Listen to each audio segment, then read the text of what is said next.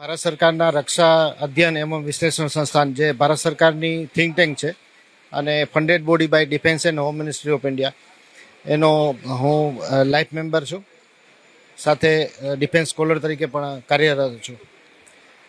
ભારતમાં વિશ્વમાં સૌથી મોટી કોઈ સમસ્યા હોય અથવા સમસ્યાઓના મૂળમાં જો કોઈ તત્વ રહેલું હોય તો એ છે માદક દ્રવ્યોનું સેવન.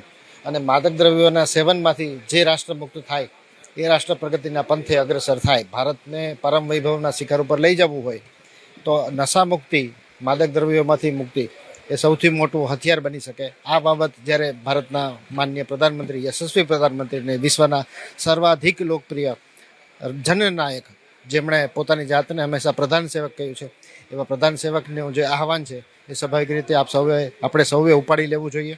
અને એ આહવાનને આગળ વધારવાના ભાગરૂપે આજે રાજકોટ મધ્યસ્થ jail, central jail, Popatpara jail ખાતે જે કાર્યક્રમ રાખવામાં આવ્યો, જેલ પ્રશાસન દ્વારા જે પ્રકારે સહયોગ થયો, બંદીવાન મિત્રોએ જે પ્રકારે પ્રતિજ્ઞા લીધી છે અને નશા મુક્તિ માટેનો સંકલ્પ એમણે પણ પોતાના જીવનમાં અપનાવવાનું નક્કી કર્યું છે, એ ખરેખર ખૂબ જ સરાહનીય બાબત છે.